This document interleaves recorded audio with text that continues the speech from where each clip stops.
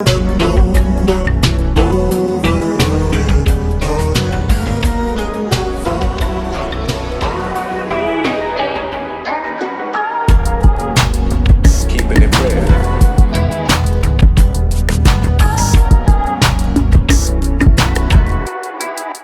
was a larger push, though, because black actors weren't being nominated.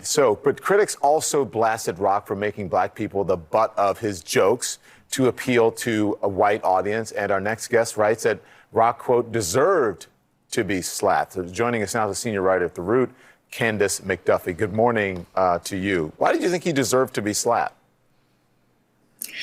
It's not so much about being slapped as much as it is about accountability. Right? He has made black women specifically the butt of his jokes for years, and he's finally being held accountable.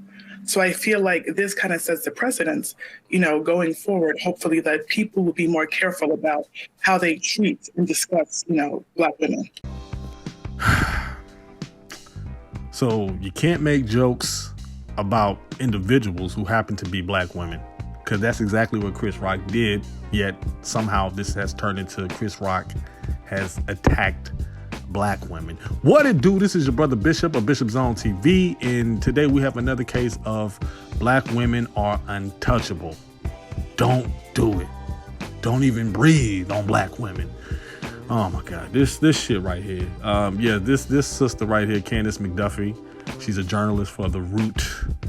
And I ain't the biggest fan of The Root at all. And she went on CNN and discussed how basically implied that Chris Rock deserved the slap. He deserved the slap because, hey, Chris Rock has always made black women the butt of his jokes. Really? Really, Candace? You could have gave people an example of Chris Rock always making black women the butt of his jokes. The fuck out of here. And I say that with respect. Get the fuck out of here, sister. You just, let's keep it real. When you say someone deserves to be slapped and you're trying to take the moral route or the moral compass, you want to have a justification for saying something as savage and toxic as such. Because as a grown person, you should be keeping your hands to yourself. Right? That's what we should be practicing. Keep your hands to yourself. And so she needed to have a justification for what she said. And that's full of shit. So she made Chris Rock out to be this villainous character that has always targeted black women. When in reality, he made a G.I. Jane joke about one woman who happened to be black. Jada Pinkett Smith. See, when I saw the special, I knew it was going to be a problem with a certain demographic of people. And this is not all black women, because my wife, she's black. She sat next to me. She loved the special. She laughed her ass off and agreed with a lot of stuff that Chris Rock said. But I knew it was going to be a problem, because a lot of the people who have a problem with Chris Rock's special are also Will Smith stans. In their minds, I guess they figured, hey, Chris Rock should come out with Will Smith and they should hug on stage and say, hey, I was wrong. I apologize. And no, man, I apologize. And, brotherly love. And that's it. That ain't reality. What kind of shit is that? What kind of shit is that? You can't win for losing with some of y'all. So when I see this Candace McDuffie character, and I'm going to call her a character because it's some hypocrisy with what she's saying. She's putting this narrative out there that Chris Rock is this bad human being who has mistreated black women. Never mind the fact that he came out with a documentary where I thought a lot of black women supported and loved in the time being. But a lot of people are creatures of the moment. They forget. They got a short memory. What have you done for me lately type of people. And we all know that Will Smith is the biggest celebrity, especially amongst the black community. So they're going to go with the bigger and the more popular individual. Plus, let's keep it real. There's some biasness going on because, hey, when I was growing up and even up until my adult age, a lot of black women find Will Smith attractive. I have never walked past a group of black women who discuss how fine and sexy Chris Rock is. Sisters ain't doing that. But they'll give a brother who they find attractive a pass, even if it's some fuck shit. as Will Smith did. And especially if he's the more popular name, right? Household name. So Candace McDuffie, again, she's trying to put out this campaign, and I can't believe people are taking it serious, especially when you find out who this woman is. She's putting out this narrative that Chris Rock is anti-black women, that Chris Rock deserved the slap, that somehow Will Smith was rallying behind black women. You know, a lot of black women was trying to, and I ain't gonna say a lot of black women again. I don't want to make this, even though I'm talking about black women, roll with me, y'all. I am not talking about all black women. I'm not even talking about most black women. I'm just talking about a specific demographic of black women out there that doesn't represent all of y'all. Okay, sisters? So relax. Get out your emotions. Get beside yourself. But there has been a specific demographic of black women that have been trying to push this narrative that somehow Will Smith was championed behind black women, right?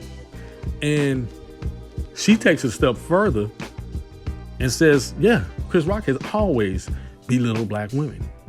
He has always done that. But what I find interesting is that this was the same woman who wrote a book called 50 Rappers Who Changed the World. And she's highlighting Snoop Dogg, Drake, Biggie Smalls, and countless other rappers throughout the history of this industry that have objectified women, overly sexualized women, disrespected women on and off records, and any vile thing you can think of when it comes to women. Even some rappers who have rapped about, committing pedophilia acts towards children.